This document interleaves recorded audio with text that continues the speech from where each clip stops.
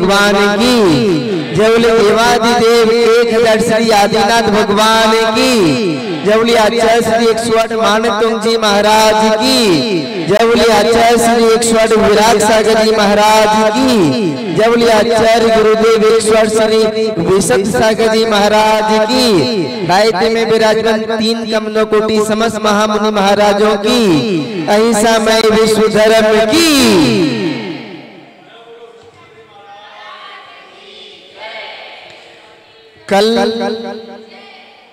कल हमने जाना था कि यदि किसी को संस्कृत पढ़ना नहीं आती, कोई यदि भगवान की स्तुति नहीं कर सकता, भगवान के स्तोत्र को नहीं पढ़ सकता, तो वो केवल और केवल भगवान का नाम तो ले सकता है, भगवान के नाम की कथा तो कर सकता है। यदि भगवान के नाम की कथा करता है, भगवान का नाम लेता है, तब भी उसका कल्याण हो जाता है, तब भी उसके पापों का यानी कि नाश हो जाता है।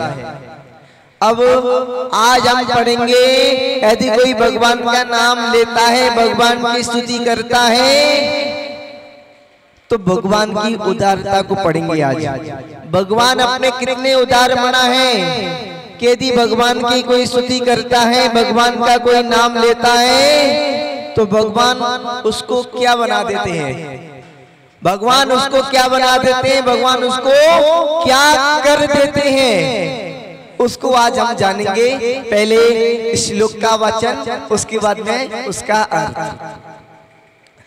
नात्यत् भूतम भुवन भूषण भूतिनाते भूते गुणे भूविभवं मविष्टुवन्ता तुल्या भवन्ति भवतो ननु तेने किंवा बुद्ध्या श्रितम् ईनात् समं करोति बुद्ध्या श्रितं यहीनात् समं करोति।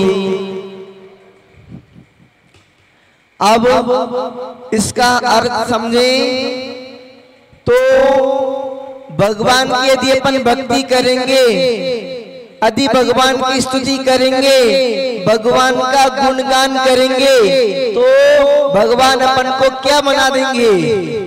तो इसका पहले अर्थ समझते हैं। नात्यद्भुतम, ना यानी कि नहीं है, क्या नहीं है, अत्यद्भुतम, अति आश्चर्यकारक बात नहीं है, अति आश्चर्य की बात नहीं है। भुवन भूषण, हे भगवान, हे 3 लोक के आभूषण, हे 3 भुवन के आभूषण। आभूषण बोलते हैं जो ज्यादा सुंदर हो और जिसको पहनकर सुंदरता आ जाए। तो अपने जो भगवान होते हैं 3 लोक में, इनसे सुंदर कोई नहीं होता, सबसे अधिक सुंदर होते हैं और पूरे 3 लोक के आभूषण के समान सुंदर होते हैं, इसलिए भुवन भूषण, हे 3 लोक के, हे 3 भुवन के आभूषण। भूतनाथ, ये संबोधन दे रहे हैं, ये संबोधन कर रहे हैं भगवान को। भूतनाथ, हे जग के नाथ, हे जग के स्वामी। नाथ यानी कि स्वामी, भूत यानी कि जग के प्राणियों के, भूत यानी कि जीवों के। भगवान का एक नाम भूतनाथ भी है। क्या नाम है? भूतनाथ। भूतनाथ का मतलब क्या होता है? भूतनाथ ने होता है जीव, संसारी जीव, और संसारी जीवों के स्वामी यानी कि भूतनाथ। और उसके बाद में भूतेई, भूत माने कि जीव होता है, भूतेई यानी कि जीव के द्वारा, गुणेई यानी कि गुणों के द्वारा, जीव गुणों के द्वारा। भूवि, भूवि यानी कि होता है पृथ्वी, पृथ्वी पर भवंतम, आपकी, अभिष्टुवंतम, अभिष्टुवंता यानी कि स्तुति करने वाले। तुल्या यानी कि समान, तुल्या यानी कि समान, भवंती हो जाते हैं, भवता आपके, यहाँ पर यदि अपन करेंगे तो सबसे पहले संबोधन भगवान का, हे तीन भुवन की आभूषण, हे जग के स्वामी, हे जीवों के स्वामी। अति आश्चर्यकारक नहीं है, क्या आश्चर्यकारक नहीं है कि गुणों के द्वारा आपकी स्तुति करने वाला जीव पृथ्वी पर लोक में आपके समान हो जाता है। इसमें किसी प्रकार का आश्चर्य नहीं है। अपने भगवान की यदि आप स्तुति करोगे, अपने भगवान की यदि आप वंदना करोगे तो ध्यान रखना भगवान कैसे हैं, अनंत गुणों के धारी। भगवान केवल ज्ञानी है, भगवान है। और आप यदि भगवान की स्तुति करोगे तो आप भी क्या हो जाओगे, भगवान हो जाओगे। हाँ, अपना एक जैन दर्शन ही ऐसा दर्शन है, इसमें कहा जाता है अप्पा सो परमात्मा, आत्मा ही परमात्मा है। आप यदि भगवान की स्तुति करोगे तो आप भी भगवान बन जाओगे। ये केवल जैन दर्शन ही कैसा दर्शन है, अन्य दर्शनों में तो आप यदि भगवान की स्तुति करोगे, भगवान की आराधना करोगे तो भगवान प्रकट हो जाएंगे और भगवान प्रकट होकर आपको एक वरदान दे देंगे। अन्य दर्शन में ऐसा है, भगवान की आप अनुष्ठान करोगे, भगवान का यदि आप जाप करोगे, भगवान का यदि आप ध्यान करोगे तो भगवान स्वयं प्रकट हो जाएंगे और आपको वरदान देकर वापस चले जाएंगे। और अन्य दर्शनों में तो कैसा कैसा कथा आती है, काल्पनिक कथा आती है। एक मुझे काल्पनिक कथा एक बहुत अच्छी यानी कि हंसी वाली लगती है, इंटरेस्टिंग लगती है। एक बार क्या हुआ, एक भस्मासुर था। कौन था, भस्मासुर। भस्मासुर शिव जी का भक्त था, शिव जी का भक्त था। तो उसने शिव जी की आराधना करी और शिव जी की आराधना करके शिव जी को प्रसन्न कर लिया। अपने यहाँ पर यदि आप भगवान की स्तुति करोगे, आराधना करोगे तो ध्यान रखना अपने भगवान कभी भी प्रसन्न नहीं होंगे। भगवान ना तो किसी से प्रसन्न होते हैं और ना किसी से दुखी होते हैं।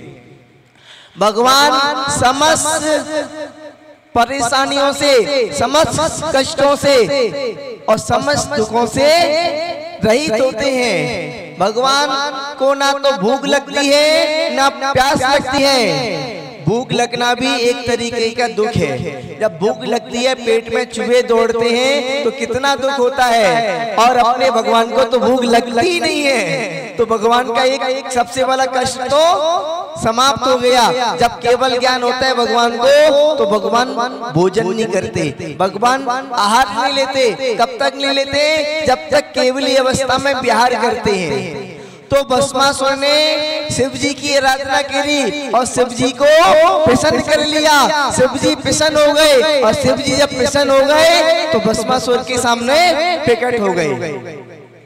भस्मासुर के सामने प्रकट हुए तो भस्मासुर से बोले, हे भक्त, मैं तुझसे बहुत प्रसन्न हो गया, मांग कोई वरदान मांग, तेरी क्या इच्छा है, मैं तेरी पूरी इच्छा को पूरी करूंगा। तो भस्मासुर ने कहा कि भगवान मेरी तो कोई इच्छा नहीं है, आप यदि वरदान देना चाहते हो तो मुझे ऐसा वरदान दीजिए मैं जिसके सर के ऊपर हाथ रखूं वो भस्म हो जाए। बताओ, अपने भगवान किसी को मिटाने की बात नहीं, किसी को बनाने की बात करते हैं। भस्म करने की बात नहीं करते अपने भगवान, अपने भगवान करते हैं सब जीवों से प्रेम करने की बात। लोगों को मारने की बात नहीं करते, लोगों को बचाने की बात करते हैं अपने भगवान। तो वहां पर शिव जी से वरदान मांगा कि मैं जिसके हाथ सर के ऊपर हाथ रखूं वो भस्म हो जाए। और शिव जी ने भी बोला तथास्तु। जब भस्मासुर को वरदान मिल गया तो भस्मासुर बोला कि भगवान आपने मुझे वरदान तो दे दिया, अब इसकी परीक्षा करना चाहता हूँ, मैं किसके ऊपर हाथ रखूं। तो उन्होंने भस्मासुर ने कहा, मैं सबसे पहले आपके सिर के ऊपर हाथ रख के देख लेता हूं कि आप भस्म होते हो कि नहीं होते। बताओ, वरदान दिया, एक तो एक वरदान दिया और उल्टा वरदान देने के बाद में दुखी होना पड़ा। वरदान दे दिया तो भस्मासुर शिव जी के ऊपर हाथ रखने के लिए आगे बढ़ने लगा और शिव जी भागने लगे। शिव जी आगे भगे और भस्मासुर पीछे से भगे। शिव जी बताओ वरदान भी दिया और भक्त से बचकर भगना भी पड़ा। तो शिव जी आगे भग रहे थे, भस्मासुर शिव जी के पीछे भग रहा था। ये कथा मेरी बनाई हुई नहीं है, जैसी हिंदू शास्त्रों में आती है। मैंने कुछ अलग से नहीं बोल रहा, जो हिंदू शास्त्र में है वही मैं आपको बोल रहा हूँ। ये अपने आचारों की भी बनाई नहीं है, ये तो सनातन हिंदू शास्त्रों में इसी प्रकार से कथा लिखी हुई है। तो शिव जी आगे भगने लगे, शिव जी आगे भगने लगे।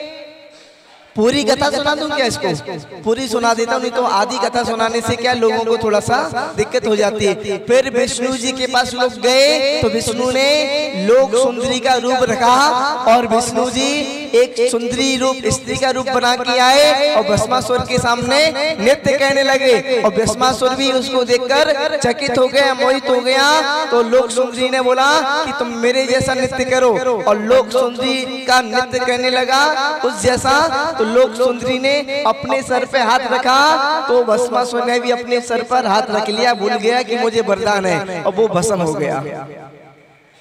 तो जहाँ पर अपने जैन दर्शन में भगवान की स्तुति करोगे तो भगवान प्रकट नहीं होंगे, भगवान प्रकट नहीं होंगे, भगवान अपने समान बना लेंगे। तो जहाँ पर इतनी सी बातें हैं, तीन भुवन के आभूषण, हे जीवों के नाथ, अति आश्चर्य की बात नहीं है। गुणों के द्वारा आपके गुण है ना, तो आपके जो गुणों की अपने स्तुति करेंगे, आपकी स्तुति करेंगे करने वाले जीव पृथ्वी पर लोक में आपके समान ही अनंत गुणों के धारी हो जाएंगे, आपके समान ही भगवान हो जाएंगे। आप भी भगवान की भक्ति करो तो भगवान बन जाओगे। उसके बाद में उदाहरण दिया, एग्जाम्पल दिया, ननु निश्चय ही तेन किंबा, अथवा उस जीव से क्या लाभ है, उस जीव से क्या लाभ है। भूति यानी कि वैभव से आश्रितम, अपने आश्रित मनुष्यों को, या जो ही इस लोक में ना आत्म समम करोती, नहीं अपने समान करता है। तो जहाँ पर बतला रहे हैं निश्चय ही उस जीव से, उससे क्या लाभ है, किससे क्या लाभ है, जो इस लोक में अपने आश्रित पुरुषों को, अपने आश्रित मनुष्यों को, अपने आश्रितों को वैभव के द्वारा, अपने समान संपत्ति के द्वारा अपने समान नहीं करता है। मान लो कोई पिता है और पिता का पुत्र है, पिता यदि संपत्तिशाली है तो उसका जो पुत्र होगा वो कैसा होगा, यदि पिता का पुत्र होगा तो वो कैसा होगा, पिता के समान ही होगा, या पिता संपत्तिशाली और पुत्र कंगाल, पिता संपत्तिशाली और पुत्र कंगाल, ऐसा होता है क्या? यदि पुत्र पिता के आश्रित में रहता है तो पिता भी अपने पुत्र को अपने समान संपत्तिशाली करता है, वही पिता पिता है। तो जहाँ पर यदि हम लोग भक्त लोग भगवान के आश्रित रहेंगे तो भगवान भी अपन को अपने समान कर लेंगे, अपने समान बना लेंगे। इसमें किसी प्रकार का आश्चर्य नहीं है। हम भगवान की भक्ति करेंगे तो भगवान अनंत गुणों के धारी हैं, भगवान के पास अंतरंग बहिरंग लक्ष्मी के स्वामी हैं, खूब सारा वैभव है, खूब सारी संपत्ति है, अपन भी वैभवशाली संपत्तिशाली बन जाएंगे। इसमें किसी प्रकार की कोई आश्चर्य की बात नहीं है। बस इतना है कि भगवान की भक्ति भी करो ना तो जहां से करो। अंदर से भगवान की भक्ति निकलना चाहिए, अंदर से भगवान की अर्चना होना चाहिए, अंदर से भगवान की स्तुति होना चाहिए। बाहर से यदि आप करोगे तो आपको भी बाहरी बात दिखाई देगा, अंदर कभी भी आपको भगवान का वैभव, भगवान के गुण नहीं प्राप्त हो पाएंगे, भगवान की संपत्ति आपको नहीं प्राप्त हो पाएगी। यदि आपको भगवान की संपत्ति को प्राप्त करना है तो अपने दिल से, अपने मन से भगवान की स्तुति वंदना करना है। इस तरीके से अपना 10वें नंबर का श्लोक पूरा हुआ। बोलिए आदिनाथ भगवान की।